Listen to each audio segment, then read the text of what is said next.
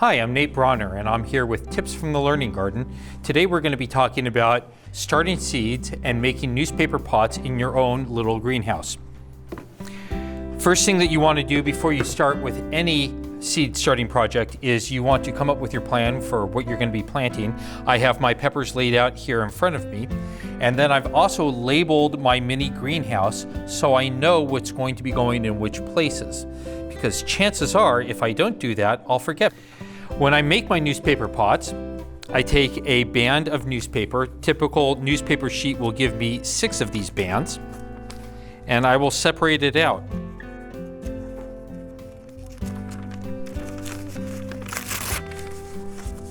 I take my newspaper pot maker and I wrap it tightly around the newspaper pot maker, like so. I then crimple in the bottom of it, and I want a lot of paper at the bottom so it does crimp up well. I take the base and I press it into the base and wiggle it back and forth. Once I've done that, the newspaper pot can be slid off and it'll stay on its own.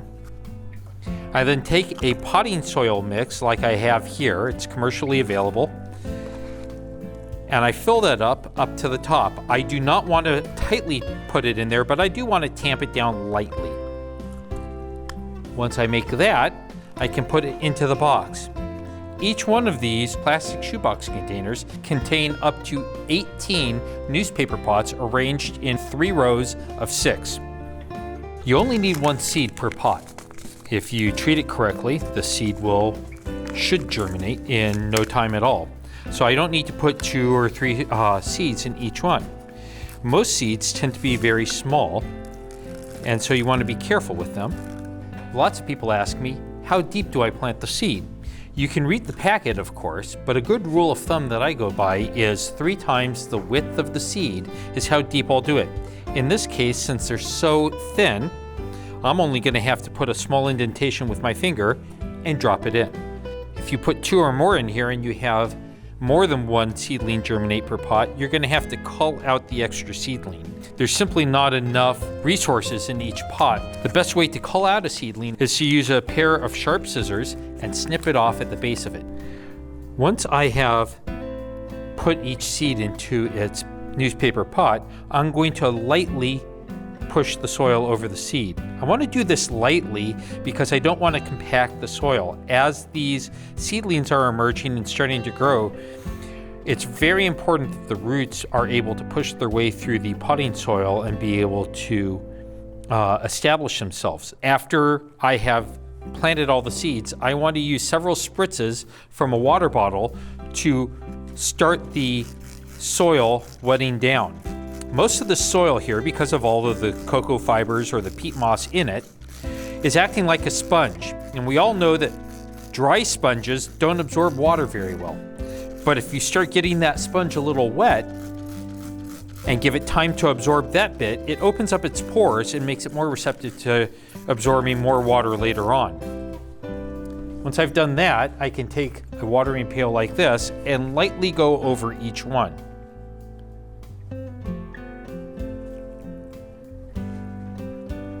It's critical when seeds are starting out that you not allow the soil to dry out. You also don't want to make it waterlogged. So the standing question that I get from many people is, well, how much is the right amount of water? If I see water pooling at the bottom of the tray around the newspaper pots, I know I've added too much water. The best way to do it is a little bit of water at a time. Allow it to absorb into the soil, and then see whether it needs a little bit more. So I've added a little bit of water to each one of these. And then after I've done that, I can pick it up and do what I call a weigh test. And right now this is considerably heavier than it was when I started out. That helps me develop a feel for my plantings and for my seedlings. And I know that tomorrow when I come back and this is a little bit lighter, I know I need to add water. Again, you don't want water pooling in the bottom of it. You don't want to be able to see the water coming through. I can't see that right now, but I do want each newspaper pot to be evenly moistened and to hold on to that moisture that it can then release to the seed inside and start that seedling growing for me. Once I've done this, I need to decide whether these seedlings need to be placed on supplemental heat, a heating pad that you can easily obtain through most big box stores and online retailers. Heating mats will raise the temperature of these newspaper pots by about 10 degrees over room temperature. I keep it on the heat for 24 hours a day until the seedlings start sprouting and growing. Once they've done that, I no longer need to provide bottom heat. I also need to make sure that I'm providing enough light.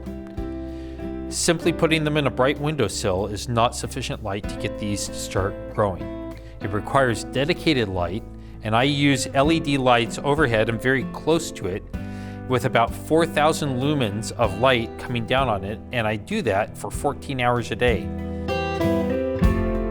Thanks for joining us for another edition of From the Learning Garden. If you'd like any more information about seed starting, you can contact the Virginia Cooperative Extension Office at 890-4940. Alternatively, you can go online to yorkcounty.gov/VCE for Virginia Cooperative Extension. Thanks so much, and I look forward to seeing you next time.